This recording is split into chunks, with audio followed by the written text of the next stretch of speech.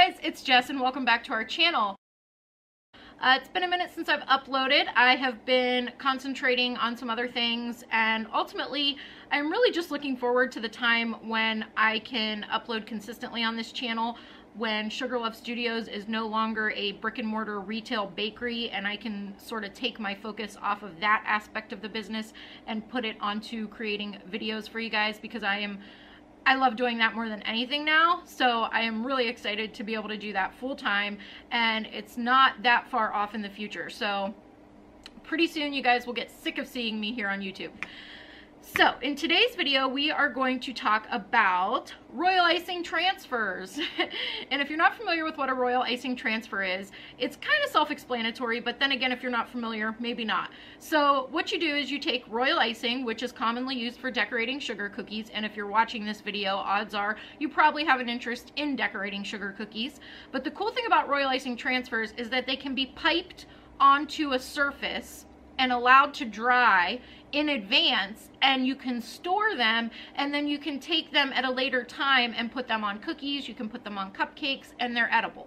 So it's basically like making candy, okay? So if you're not familiar with royal icing at all, you can check out a couple of our other videos we've done on royal icing. We did a video where we showed you how we make our royal icing recipe, and then we did a follow-up to that video where we talked all about royal icing consistencies, which if you are just starting out decorating sugar cookies, the consistency of your royal icing is very important. And if you are struggling, odds are you need to maybe take a look at that video or some other videos and really play around and get that consistency right with your icing. And that will make you feel like things are going a lot better, okay? So I know in the beginning when I was struggling and my icing was kind of running off the cookies or not smoothing out like it should, it all came down to consistency. So you have to kind of find that sweet spot for yourself, because when it comes to the consistency of your royal icing, different decorators have slightly different preferences. So some decorators outline the cookie with a really thick royal icing and then flood it with something very thin. Some decorators, like myself, use the same consistency of icing to outline the cookie and flood the cookie so that the outline disappears. So I'm not going to get too far into that because that's what the other video was for, about royal icing consistency. So if you want more information on that, you can check that video out. So today we're going to be talking about royal icing transfers. Royal icing transfers can be something as simple as an eyeball to something as detailed and elaborate as Tinkerbell. Say somebody orders Tinkerbell cookies from you and you're thinking, oh my goodness, I can't draw Tinkerbell. I certainly can't pipe Tinkerbell onto a cookie. What am I gonna do? Well, with royal icing transfers, you can print out a picture of Tinkerbell, slide it into something that you can see through, and pipe directly on top of the printed image with royal icing, and then let it dry, and you have an edible Tinkerbell that you can then transfer onto an iced cookie or cupcake or cake or whatever later on. So let's go ahead and get into this. We're going to start with something really simple, which are going to be eyeballs, and there's a lot of uses for eyeballs when it comes to, you know, making sweet treats. We use them on cupcakes, we use them on cookies, we use them on Oreos, we use them on pretzels, we use them on all kinds of stuff. So we go through a lot of eyeballs here. So it never hurts to have some royal icing transfer eyeballs piped out, stored, ready to go for when you're in a hurry. So the first technique you can use to pipe your royal icing transfers is you can take a baking sheet, flip it over, so I just turned it upside down. You can take your template and then just lay it on top of your baking sheet, and then you're going to tape all four corners so it doesn't move, because you do not want this original template to move. You probably don't have to tape all four corners, but at least two of them. Then you're going to take a sheet of parchment or wax paper, and you're just going to lay it on top of your template. So I don't know how well you guys can see this, but you can clearly see the template through the parchment paper, which is exactly what we want. So it's up to you. You can tape the parchment paper down as well, but in my opinion, it's not all that necessary, because if this top part shifts, it's not the end of the world, especially on eyeballs, because you can just kind of line it back up with another circle, and eyeballs aren't that intricate or detailed. If you were making a royal icing transfer that was super detailed, say it was a cartoon character like Scooby-Doo, you would probably want to tape down your template and your top sheet so that nothing moves, because that would be a lot harder to line back up and you don't want it moving. For the purpose of these eyeballs, I am not going to tape this down, but again, if you wanted to, you could just take a piece of tape and tape it down to the side of your baking sheet. No big deal. I also have a couple tools here. I have a tiny paintbrush and I have a little scribe tool just in case I need to move any icing around if I mess up or anything like that. So this is really simple and straightforward. This template that I'm using has different size eyeballs. So these bottom ones are smaller and up here they're bigger, okay? And the cool thing about these is you can create your own templates with some, easy to use software online. You can pull images off Google just for the outline, stuff like that. So for eyeballs, we are basically just going to hold the piping bag in the middle, and I'm just squeezing, squeezing, squeezing. I'm not really moving my piping bag much. So now I'm just gonna take my black royal icing and I am going to pipe a center in all of these eyeballs. So the cool thing about this is you can make the eyeballs look different as needed. So say you want an eyeball that has, I'm going to do one of these bigger ones here. So let's just go ahead and fill that up. Well, let's do a couple.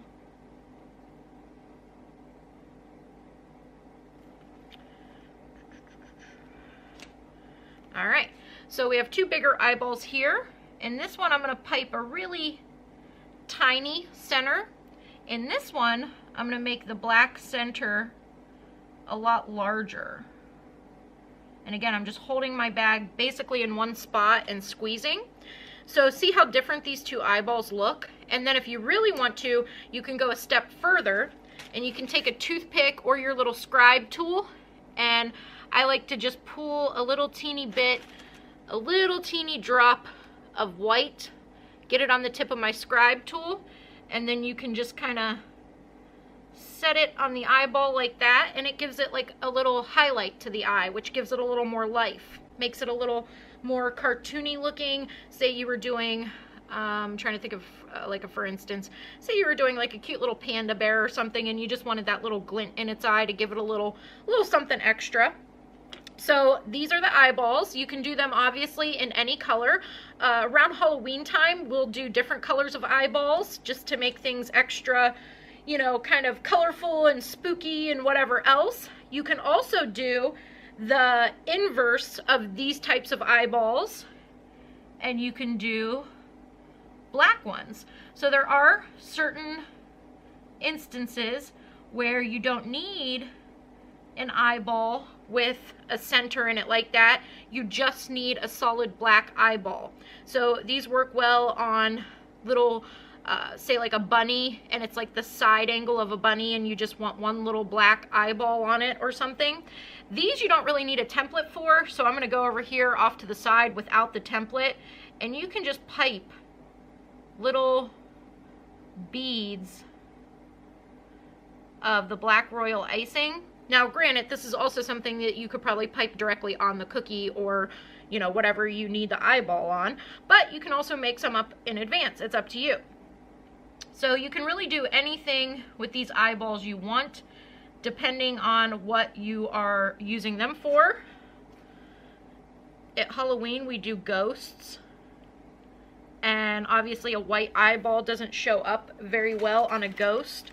So what I will do is I'll make the black eyeballs and I'll put two little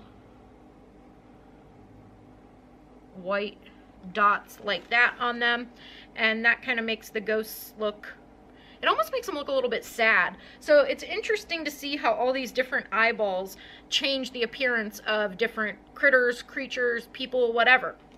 So these are the eyeballs. So now, before we can do anything with these, they need to dry for probably at least 6 to 8 hours, depending on the consistency of your royal icing. If your royal icing is on the thin side, they're going to need to dry longer because it has more moisture in it. If your icing is on the thicker side, they won't need to dry as long because there won't be as much moisture in your icing.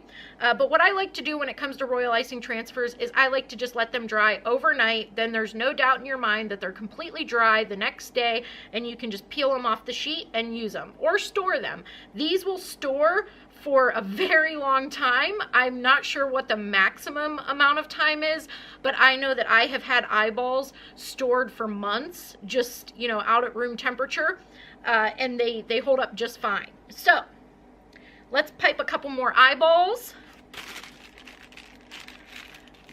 and then we'll move on to our next design.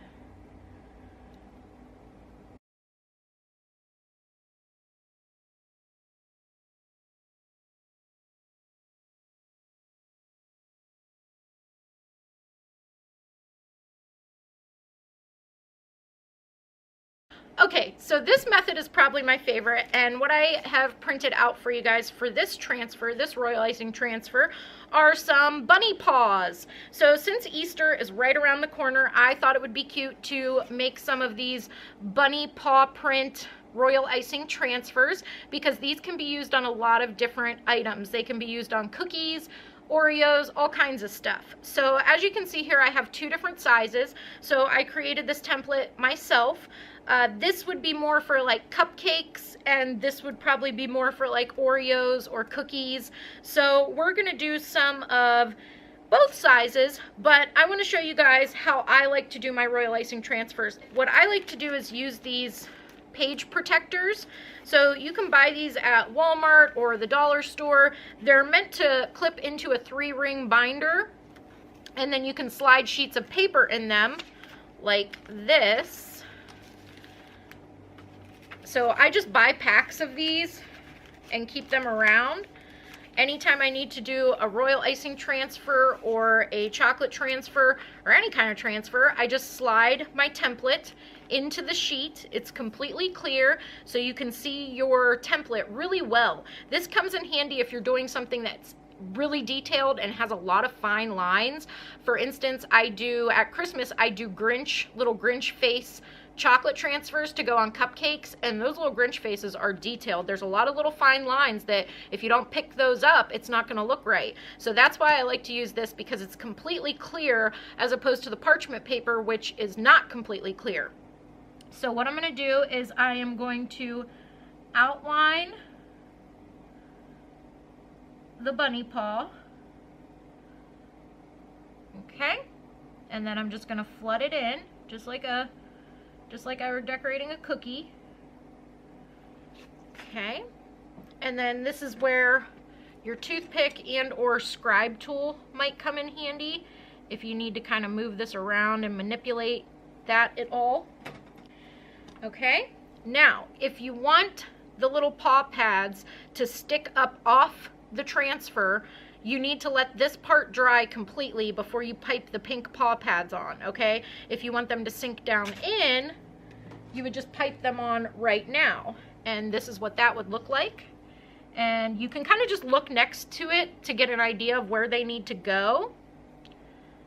So I'm going to put one here, one here, one here, and then the big one here. And again, this is not how I would go about doing this, only because I don't want the pink to sink down into the white icing. So what I am going to do is pipe the bunny paw and then let them dry completely before I pipe the paw pads on. And I will of course show you guys what all these look like once they're finished and they are done drying. So from here on out, I just did that one to show you guys an example of what it would look like sunk down into the white. But for the rest of them, I would really prefer that the paw pads be piped later so that they have a little bit of definition, so they stick up off the foot of the rabbit a little bit, which is how a real bunny paw would be, you know what I mean? Its little paw pads would be, they would be raised up off the foot a little. So that's how I am going to do mine.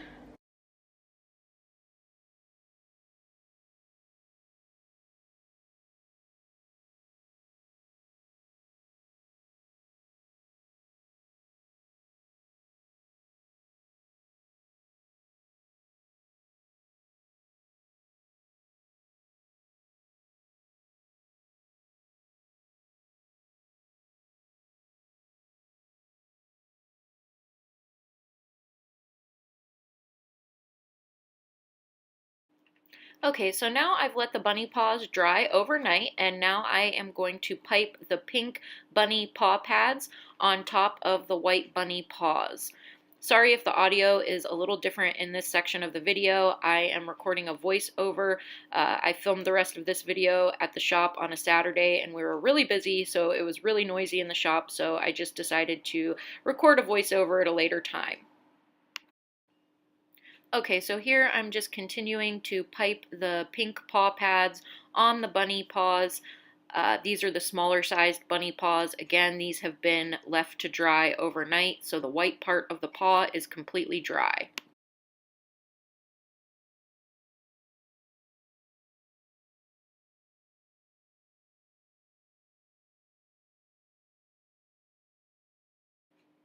So here I have let them dry overnight again so that the pink paw pads are completely dry. I've peeled it off the parchment paper just to show you how they look when they're completely dry, how you can hold them and handle them and transfer them to whatever baked good you would like to decorate.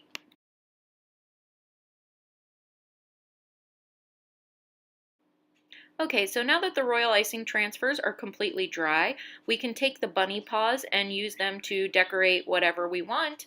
You can decorate cookies with them. In this case, I am decorating a chocolate-covered Oreo sucker. So I am just gluing each bunny paw on the Oreo facing down.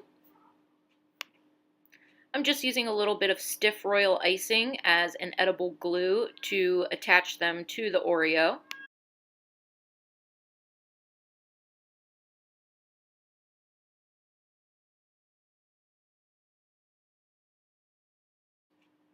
So now that we have our bunny paws glued on, I'm just going to take a mini marshmallow and I'm going to be using that for the bunny tail. I like to cut a little bit off the marshmallow so it doesn't stand up as high off the Oreo.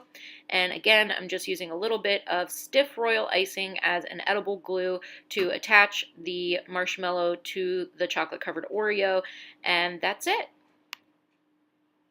Alright guys, thanks so much for taking the time to watch this video. I hope you enjoyed it, and we are going to be doing more videos in the future where we do more advanced royal icing transfers.